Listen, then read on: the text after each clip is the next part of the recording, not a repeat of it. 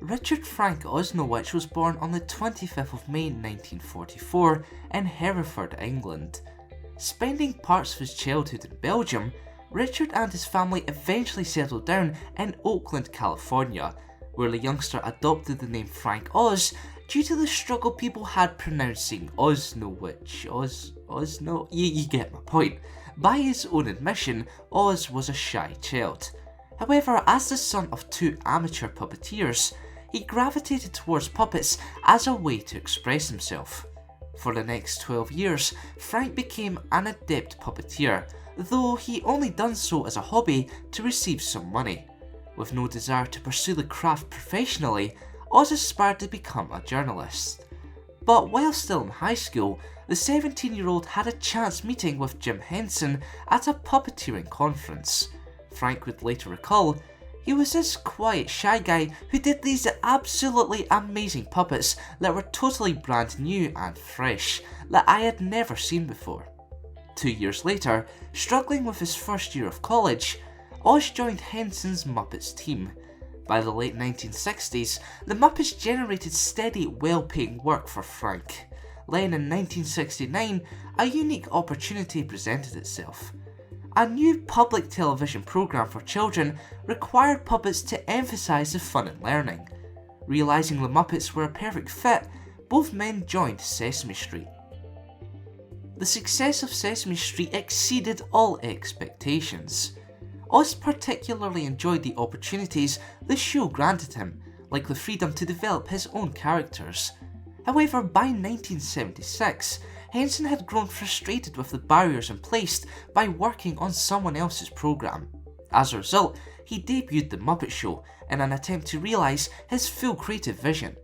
Frank became one of the program's key creators, performing several of the show's stars such as Miss Piggy, Fozzie Bear and Animal, as well as secondary characters Sam the Eagle, George the Janitor and Marvin Suggs. Like Henson though, Oz had his own ambitions. Consequently, he ventured into the world of film by the early 1980s. Following notable performances in The Blues Brothers, Twilight Zone the movie and Trading Places, the puppeteer turned actor even tried his hand at directing, taking the helm on projects such as The Muppets Take Manhattan, Little Shop of Horrors and Dirty Rotten Scoundrels. However, one of his most renowned roles ever came in 1980, when he was selected to portray wise Jedi Master Yoda in Star Wars Episode 5 The Empire Strikes Back. The performance only emphasised Frank's career further. But what has he gone on to do since his days in the galaxy far, far away? Well, let's find out. This is Star Wars Where Are Now Episode 11, Frank Oz. Originally, Jim Henson was going to portray Yoda in The Empire Strikes Back. However, preoccupied, Oz was assigned as chief puppeteer and as creative consultant, while other Henson alumni worked on the Jedi Master's fabrication. Frank even voiced the puppet last minute when George Lucas had a change of heart. The plan to use a puppet in collaboration with live actors was incredibly risky, but Frank masterfully brought the character to life, resulting in a memorable performance which was bolstered by his creative freedom. For example, Oz developed the character's trademark style of reverse grammar. Thanks to his efforts in both Star Wars Episode 5 and its sequel, Return of the Jedi, Yoda quickly became a fan favourite. As a result, Frank went on to portray the Jedi Master in each of the Star Wars prequels, even when Yoda was switched from a puppet to full CGI. His ties with Star Wars does not end there though.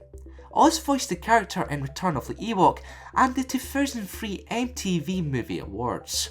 Furthermore, archived audio clips of him performing Yoda were used for the video games LEGO Star Wars the video game, LEGO Star Wars 2 the original trilogy, and LEGO Star Wars the complete saga.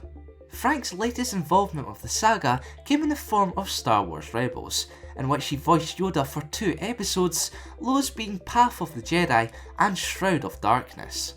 Despite his association with Yoda, however, he refuses to attend fan conventions or to imitate the character's voice out with Star Wars, out of respect for the role.